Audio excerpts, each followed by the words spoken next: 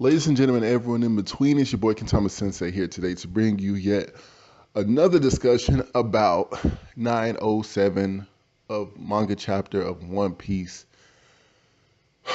Man, there's so many things to talk about from this chapter, but let's talk about the end of the chapter when Shanks was talking to the girl and say, my thing is, why is Shanks still allowed to live? Like, no matter how strong he is, if I was the world government and how the world government was, I could have sworn that they were trying to remove any remnants of Roger, whether it was human or something that he touched even. Like, they even went to go kill a baby because they knew he had a son.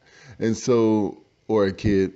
So my thing is, why is Shanks still alive? Like, no matter how strong Shanks is to go, you would think that the world government would do everything in their power to kill him and let them know, like, hey, we destroyed every single thing that Roger knew. Every single person Roger knew, to our knowledge, is dead. Like, everybody's dead. But yet Shanks is still allowed to roam free in the new world, and they even let him become a Yonko, or he is a Yonko.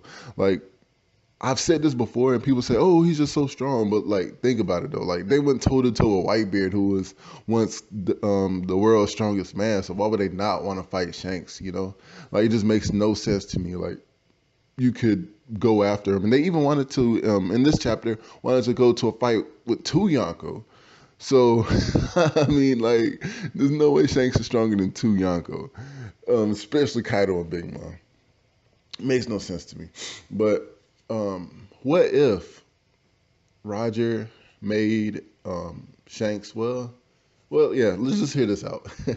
What if Roger um, made Shanks turn him in to give Shanks some to give Shanks a pardon, so that they wouldn't chase Shanks like they chased Roger? That's one thing I was thinking about, because like, it kind of makes sense, kind of doesn't. Like, yeah, I know, but I mean, like, why else would they not be chasing Shanks around? And I think that's the reason why Sengoku and the Gorosei were like, just because it's you, because we know who you are, we know what you're about. This is why we're talking to you. Um, like, it really makes you wonder why everyone, like, all the higher ups in the world government are like, okay, Shanks, because it's you, we'll let you talk. Like, this dude's still a pirate. He was still on Roger's ship, still a part of Roger's crew. Um, Basically like Roger's son. So why is he given a pardon?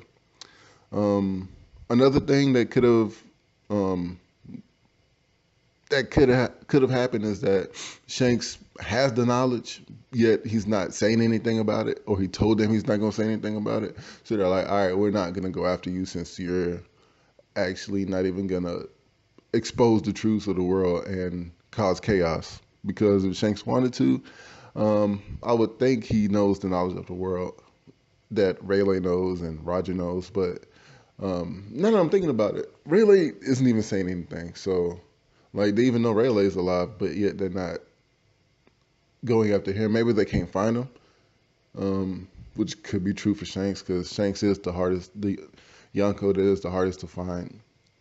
Um, I don't know, man. It's just a lot of things to think about, a lot of different parts and compartments and different pieces to the puzzle that's really hard to piece together and fit as of right now. But I just can't wait for 908. I don't think that it's on hiatus next week. I really hope it's not. But he might even just change to a whole different subject, which will be kind of like, but I mean, he did the same thing with the large straw hat last chapter, but it was still something amazing that came out of the chapter. So, like, next chapter might be something else. Like, he might just jump. They might really want to stick to this 10 chapter limit and just jump everywhere and just give you a glimpse of the big picture, instead of giving us a every single tidbit that we need to know and see. But it looks like the editors came through and they were actually telling the truth with everything that they said. We're definitely gonna have to reread this arc after after it's finished, probably a few times, because it's so full of information, full of little tidbits and things that people totally overlook, or yeah. So yeah, that's basically it. That's what I have. I'm just like Shanks is kind of shady, man. Like evil Shanks theory is kind of looking very appealing to me. Like why else would he how else is he like that? But like I said, one thing to counter that is Rayleigh's still alive. Crocus is still alive, but I don't know if the world government knows. But they definitely know Rayleigh is alive. But yeah, give me your thoughts. Let me know in the comments. Um, yeah. Be positive, be easy.